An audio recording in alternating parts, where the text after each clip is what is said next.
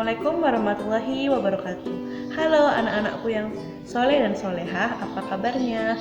Nah, hari ini kita akan belajar tentang alat dan bahan produk kerajinan bahan keras, karakteristik dari bahan keras itu sendiri, dan bagaimana produksi dari kerajinan bahan keras. Nah, tanpa berlama-lama kita saksikan video berikut ini.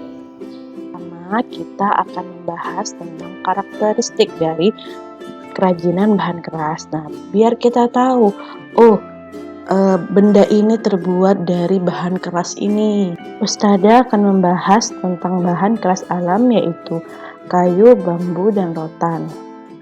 Untuk karakteristik dari kayu, yaitu memiliki serat atau urat kayu yang indah dan memiliki lingkaran tahun. Seperti yang kalian tahu di pelajaran biologi bahwa kayu memiliki lingkaran tahun karena memiliki kandungan kambium ya.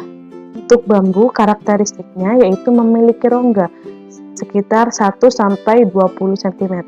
Makanya bambu ini dapat dijadikan kerajinan wadah asbak mungkin atau wadah-wadah lain. Nah, untuk yang kedua yaitu memiliki ruas batang. Nah, ini yang membedakan antara bambu dengan kayu, bambu dengan rotan, yaitu ruas batangnya yang sangat menonjol. Untuk karakteristik rotan yaitu memiliki rongga setengah senti sampai 1 cm, jadi tidak sebesar dari bambu. Memiliki ruas batang tetapi samar. Nah, kalau bambu kan tadi jelas, nah ini samar. Nah, bentuknya yang panjang karena rotan ini menjalar. Panjangnya bisa mencapai 10 meter karena hidupnya menjalar dan melilit. Selanjutnya yaitu bahan keras buatan, ada kaca dan logam. Yang kaca karakteristiknya yaitu transparan dan bening, seperti kalian tahu sendiri. Terus memiliki ketebalan, ada yang 1 mm sampai 2 cm. Permukaannya licin dan kilap. Nah, dapat dilebur dan dibentuk dalam kondisi panas. Jadi, dia bisa dilelehkan dan kalian bentuk menggunakan cetakan sesuai keinginan dari pengrajin. Nah, yang terakhir karakteristik dari logam yaitu dapat terkorosi oleh udara. Makanya logam dapat karatan. Yang kedua, terdiri dari berbagai warna, yaitu misal warna kuning itu namanya emas, warna yang abu-abu itu perak, nah warna yang coklat itu perunggu. Nah, seperti itu. Bentuknya ada yang tebal dan berat, ada yang pula tipis dan tipis. Kalau yang tebal dan berat itu contohnya besi, kalau yang tipis dan tipis itu misalnya seng dan lain-lain. Dari produksi kerajinan bahan keras sendiri yaitu pertama kita menentukan produknya, kita mau buat apa, terus mungkin fungsinya buat apa, kita harus menentukan kenapa kita harus membuat produk ini. Yang kedua, kita menentukan bahannya. Misalnya kalau kita ingin membuat kursi agar tahan lama, kita lebih baik memilih kayu jati. Apabila tidak ada kayu jati atau susah pencariannya, kita bisa ganti alternatif lain, misal bambu atau rotan. Yang ketiga, alatnya. Misal dari kita ingin membuat kursi kayu, nah kita sediakan alatnya, misal palu, amplas, dan lain-lain. Yang keempat, kita tentukan proses pembuatannya.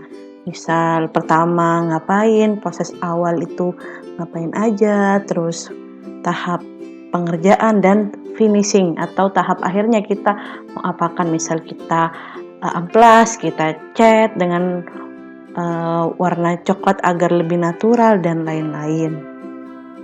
Kayu biasanya dibuat kerajinan seperti mebel, perabotan rumah tangga kayak kursi, pintu, lemari, dan lain-lain. Nah, tapi juga bisa dibuat sebagai hiasan seperti miniatur atau hiasan dinding, lukisan, dan lain-lain. Kayu ukir yang paling terkenal di Indonesia. Berikut alat-alat yang biasa digunakan ketika hendak membuat kerajinan kayu. Nah, untuk bambu, kita juga bisa membuat bambu sebagai mebel, misal kursi dari bambu, karena bambu ini bisa digunakan sebagai pengganti kayu, yang dimana kayu ini harganya lebih mahal dari bambu. Jadi alternatif lain bisa menggunakan bambu, atau yang kita sering lihat yaitu peralatan makan atau masak ya. Nah, sekarang kan banyak untuk menghindari sendok plastik agar ramah lingkungan, kita menggantinya dengan bambu.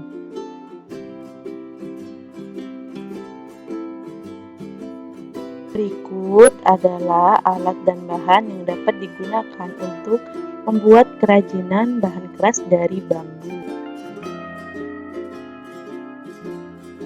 Rotan dapat dibuat kerajinan bahan keras sebagai benda pakai dan benda hias. Untuk benda pakai seperti kursi meja, tempat tidur, tas, dan lain-lain. Nah, untuk yang benda hias seperti hiasan dinding dan lain-lain.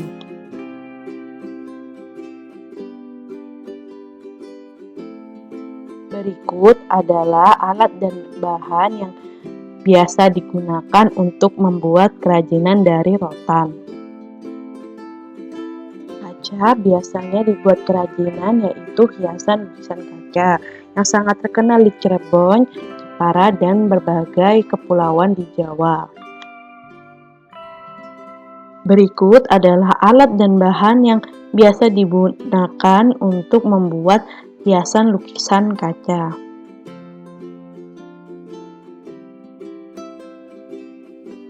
Nah, yang terakhir logam biasanya dibuat kerajinan seperti perhiasan.